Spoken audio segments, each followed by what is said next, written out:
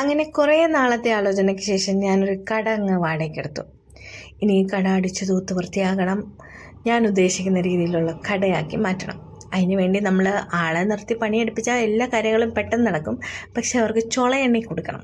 അപ്പം നമുക്ക് പൈസ കുറച്ച് എങ്ങനെ ഒരു ബിസിനസ് സ്റ്റാർട്ട് ചെയ്യാം എന്നതാണ് നമ്മുടെ ഇന്നത്തെ ഈ വീഡിയോയിൽ ഞാൻ ഉദ്ദേശിക്കുന്നത്. അപ്പം നിങ്ങൾക്ക് എല്ലാവർക്കും ഐ.ഡി ഫാമിൻ്റെ മറ്റൊരു പുതിയ വീഡിയോയിലേക്ക് സ്വാഗതം. അപ്പം ആദ്യം തൊട്ടുള്ള എല്ലാ പണിയും ഞാൻ തന്നെയാണ് ചെയ്യുന്നത്. ഞാൻ മാത്രമല്ല കേട്ടോ, എൻ്റെ ഹസ്ബൻഡായ സാജിദും കൂടെ ഉണ്ട്. സോ നമ്മുടെ ഗ്ലാസ്സൊക്കെ, ഇതൊരു ജ്യൂസ് കടയായിരുന്നു, അതുകൊണ്ട് തന്നെ മൊത്തത്തിൽ നല്ല വൃത്തികേടായിരുന്നു. അതുകൊണ്ട് ഗ്ലാസ്സൊക്കെ നല്ല ഉരച്ച് തേച്ച് കഴിയേണ്ടി വന്നു. പിന്നെ നമ്മുടെ കടയുടെ തൊട്ട് പറ്റിയായിട്ടൊരു മതിലാണ്. ആ മതിൽ നമ്മുടെ ഒരു സൈഡിൽ നിന്നുള്ള വ്യൂ മൊത്തത്തിൽ മറിച്ച് കളയും. എങ്കിലും ആ മതിൽ നമ്മൾ എങ്ങനെ പ്രയോജനപ്പെടുത്താം എന്നാലോചിച്ചപ്പോൾ അതിൻ്റെ അകത്ത് വല്ല പടമൊക്കെ വരച്ച് വയ്ക്കാമെന്ന് വിചാരിച്ചു. ഞാനും ഉണ്ട്, സായസും ഉണ്ട്. ഞങ്ങൾ രണ്ടുപേരും കൂടെ അങ്ങനെ ഞങ്ങളുടെ കലയെ ഉണർത്തി എന്ന് വേണമെങ്കിൽ പറയാം. അങ്ങനെ കുറച്ച് പടങ്ങളൊക്കെ വരച്ചു. ഒരു 5-6 ഫിഗേഴ്സ് നമ്മളങ്ങ് വരച്ചു. എന്നിട്ട് പെയിൻ്റൊക്കെ ചെയ്തു. ഇതൊക്കെ കാണുമ്പോൾ നിങ്ങൾ വിചാരിക്കും പെട്ടെന്ന് ടപ്പേന്ന് നടക്കുന്ന കാര്യമായിരിക്കുന്നു. വരയ്ക്കുന്നു, പെയിൻറ്റ് അടിക്കുന്നു, ഫുൾ ഫിനിഷ് ആകുന്നു. പക്ഷേ ഇതൊക്കെ ഒരു ദിവസം കൊണ്ട് നടക്കുന്ന കാര്യമല്ല, 2 ദിവസം കൊണ്ട് നടക്കുന്ന കാര്യമല്ല. ചിലപ്പം ഭയങ്കര എക്സ്പീരിയൻസ്ഡ് ആയിട്ടുള്ളവർക്ക് ചിലപ്പോൾ പറ്റുമായിരിക്കും. പക്ഷെ നമ്മൾ 2-3 ദിവസം എടുത്ത് എന്തായാലും തീരാനേ. അങ്ങനെ ആ പടം നമ്മൾ മൊത്തത്തിൽ തീർത്തു. 6 പേരെ നമ്മൾ വരച്ച് വെച്ചിട്ടുണ്ട്, നല്ല സുന്ദരി കുട്ടികളായ മോഡേൺ ഗേൾസ്. അതിനുശേഷം നമ്മൾ കടയ്ക്കകത്തോട്ട് കയറി. കടയ്ക്കകം മൊത്തം ബ്ലാക്ക് പെയിൻ്റാണ്. അപ്പോൾ ആ ബ്ലാക്ക് പെയിൻറ്റ് മൊത്തം മാറ്റി നമുക്കൊരു വൈറ്റ് പെയിൻ്റ് ആക്കണം എന്ന് ഞാൻ വിചാരിച്ചു. അങ്ങനെ നമ്മൾ വൈറ്റ് പെയിൻറ്റ് അടിച്ചുകൊണ്ടിരിക്കുകയാണ്. വൈറ്റ് പെയിൻറ്റ് ഫുൾ അടിച്ച് കഴിഞ്ഞാൽ നമ്മൾ ഒരു ദിവസം കൊണ്ട് ആ പണി തീർത്തു. അത് കഴിഞ്ഞിട്ട് നമ്മൾ ഹാങ്കേഴ്സ് വേറെ, അതിൻ്റെ അകത്ത് ആകെ 100 സ്ക്വയർ ഫീറ്റുള്ള കടയാണ് നമ്മളത്. അപ്പോൾ ആ കടയ്ക്കകത്ത് വേറെ സാധനങ്ങളൊന്നും കയറ്റാൻ ഇടയില്ലാത്തതുകൊണ്ട് ഞാൻ വോളിയിൽ നിന്ന് തന്നെ ഹാങ്കേഴ്സ് കൊടുത്തു. അപ്പം അതെല്ലാം ഡ്രില്ല് ചെയ്തു. അതിന് ശേഷം നമ്മുടെ കടയിൽ ഒരാവശ്യവും ഇല്ലാതെ ഒരു ബോർഡ് സൈഡിൽ പിടിപ്പിച്ച് വെച്ചിട്ടുണ്ട്. ആ ജ്യൂസ് കടക്കാർ പണ്ട് ചെയ്തു വെച്ചിരിക്കുന്ന കാര്യമാണ്. അപ്പോൾ അതിൻ്റെ അകത്തോട്ട് എന്തെങ്കിലും ചെയ്ത് ആ ഒരു വൃത്തികേട് മാറ്റാൻ വേണ്ടിയിട്ട് ഞാൻ അല്പം വൃത്തികേട് കൂടില്ല എന്ന രീതിയിൽ എന്തൊക്കെയോ കട്ടിക്കൂട്ടി അവസാനം ഞാൻ ഈ ഒരു അവസ്ഥയിലെത്തിച്ചു കേട്ടോ. ആദ്യമൊക്കെ ചെയ്ത് വന്നപ്പോൾ എനിക്ക് പിടിച്ചില്ല എന്നുണ്ടെങ്കിലും ഔട്ട്ലൈൻ ബ്ലാക്കൊക്കെ കൊടുത്തപ്പോൾ ഓക്കെ ആയി. പിന്നെ അതാ നമ്മുടെ ബോർഡ് സെറ്റായി.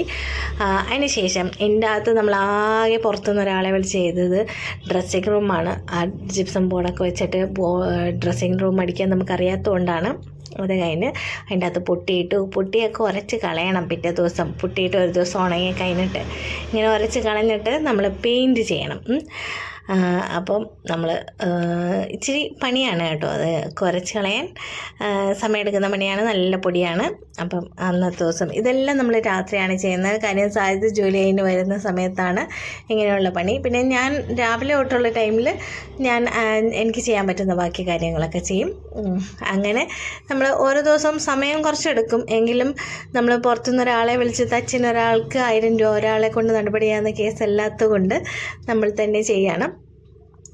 പിന്നെ നമ്മൾ മതിൽ പെയിൻറ്റ് ചെയ്തില്ലേ, അപ്പം അതിൻ്റെ ചുറ്റുമുള്ള സ്പേസിൽ ഇതേപോലെ എന്തെങ്കിലുമൊക്കെ കുത്തി വരയ്ക്കാൻ ഞാൻ വിചാരിച്ചു. നമ്മുടെ കടയ്ക്കകത്ത് നമ്മൾ ഇതേ റൗണ്ട് തന്നെയാണ് കൊടുത്തിരിക്കുന്നത്. സാധ്യതയോട് ചോദിച്ചു, നിനക്ക് ഈ റൗണ്ടുമായിട്ട് എന്തെങ്കിലും വലിയ ബന്ധമുണ്ടോ? എല്ലായിടത്തും ഇത് തന്നെ കൊടുക്കുന്നതെന്ന്. സോ അത് കഴിഞ്ഞിട്ട് നമ്മുടെ തറ മൊത്തം നിങ്ങൾ കണ്ടില്ലേ, പൊട്ടിപ്പൊളിഞ്ഞ് കിടക്കുന്ന തറയാണ്. അപ്പം ആ തറയൊന്ന് വൃത്തിയാക്കി എടുക്കാൻ വേണ്ടി നമ്മളൊരു ഷീറ്റ് അങ്ങോട്ടേക്കാന്ന് വിചാരിച്ചു.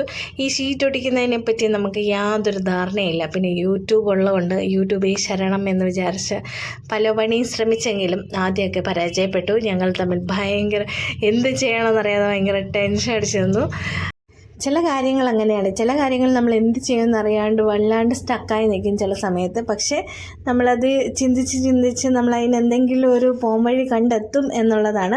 അങ്ങനെ ഞങ്ങൾ ഇതിൻ്റെ അകത്തൊരു പോംവഴിയൊക്കെ കണ്ടെത്തി. ഞങ്ങളത് വീണ്ടും അറേഞ്ച് ചെയ്യാൻ ശ്രമിച്ചു. പിന്നെ അത് സെറ്റായി. നമ്മളതിൻ്റെ ഒരു ഐഡിയ നമുക്ക് കിട്ടിയെന്ന് വേണമെങ്കിൽ പറയാം.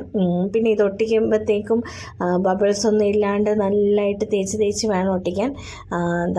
ഈ ആയുധം വെച്ചുള്ള കളിയാണ് ഇത്. കറക്റ്റ് ആ ഒരു പോയിന്റിൽ കൂടെ തന്നെ കട്ട് ചെയ്തില്ലെങ്കിൽ അത് കറക്റ്റ് ഒരു ഭംഗിയില്ലാണ്ട് വരും.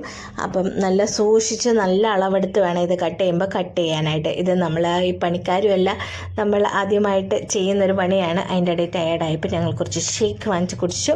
45 രൂപ × 2 2 പേർക്ക്. എനിവേ നമ്മുടെ പണിക്കാശായിട്ട് അത് കൂട്ടാമല്ലേ, ചെറിയൊരു പണിക്കാശ്.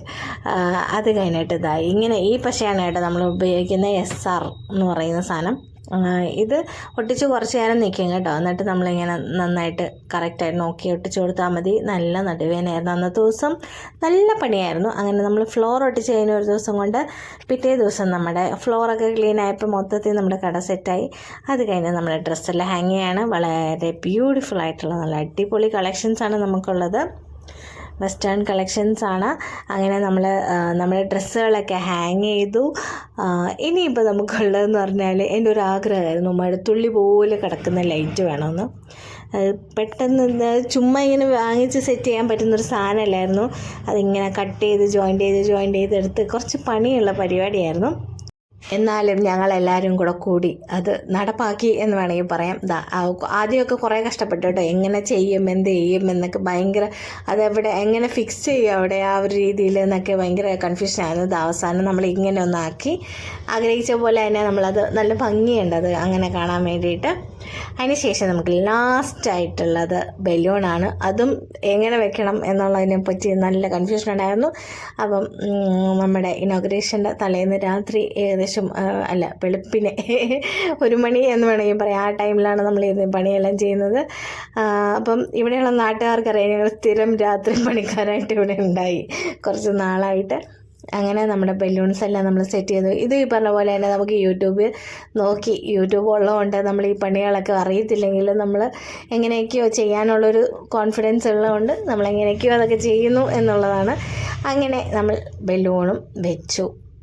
അതിന് ശേഷം ബലൂണ് സെറ്റ് ചെയ്തു. അങ്ങനെ നമ്മുടെ കടയുടെ മൊത്തത്തിലുള്ള വർക്കുകൾ നമ്മൾ തീർത്തു. നമ്മൾ തന്നെയാണ് ഇതിൻ്റെ വർക്കുകൾ തീർത്തത്. നമ്മൾ ആകെ ഡ്രസ്സിങ് റൂമാണ് പുറത്തുനിന്ന് ഒരാൾ വന്ന് ചെയ്തത്. ഇങ്ങനെ എല്ലാവർക്കും ചെയ്യാമെന്നുള്ളതാണ് നമ്മളിതുകൊണ്ട് കാണിക്കുന്നത്. നമുക്ക് കുറച്ച് നമ്മൾ എഫേർട്ട് എടുത്താൽ നമുക്ക് ഒത്തിരി റേറ്റ് കുറച്ച് നമുക്ക് അതിനൊരു എന്തെങ്കിലും ഒരു ഐഡിയ ഉണ്ടെങ്കിൽ നമുക്ക് ഇങ്ങനെ ചെയ്യാം. എനിക്ക് ഏകദേശം 1.5 ലക്ഷം രൂപയാണ് ടോട്ടലി എനിക്ക് ഇൻവെസ്റ്റ്മെൻ്റ് ആയിട്ട് വന്നിരിക്കുന്നത്. ഇതിന് ഒത്തിരി കുറവ് വന്നത് കാര്യം നമ്മൾ തന്നെ പണിയെടുത്തുകൊണ്ടാണ്.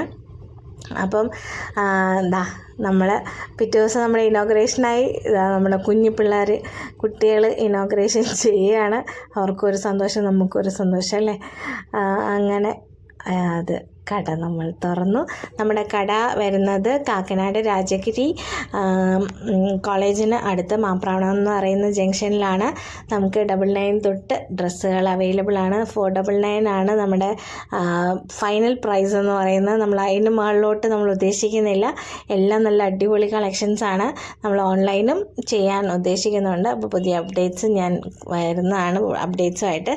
അപ്പോൾ thank you so much, keep supporting. ഈ ഒരു അവസ്ഥയിൽ നിന്നും നമ്മുടെ കടേനെ നമ്മൾ ഇപ്പോൾ ഉള്ള അവസ്ഥയിലേക്ക് എത്തിച്ചത് ഒരു ചില്ലറ പണിയൊന്നും ആയിരുന്നില്ല. ഇത് നമ്മൾ പണിക്കാരെ വെച്ച് ചെയ്തതല്ല. ഈ കാണുന്ന ഒരവസ്ഥയിലേക്ക് എത്തിക്കാൻ നമ്മൾ തന്നെയാണ് ഇതിന് വേണ്ടിയിട്ട് കാര്യങ്ങളൊക്കെ ചെയ്തത്. അതിന് മനസ്സിനും ഭയങ്കര സന്തോഷമാണ്. നമ്മൾ തന്നെ ചെയ്തെടുത്ത ഒരു വർക്കാണ്. അപ്പോൾ നിങ്ങളുടെ കമൻസുകൾ അറിയിക്കുക, നമ്മളെ സപ്പോർട്ട് ചെയ്യുക. Thank you so much.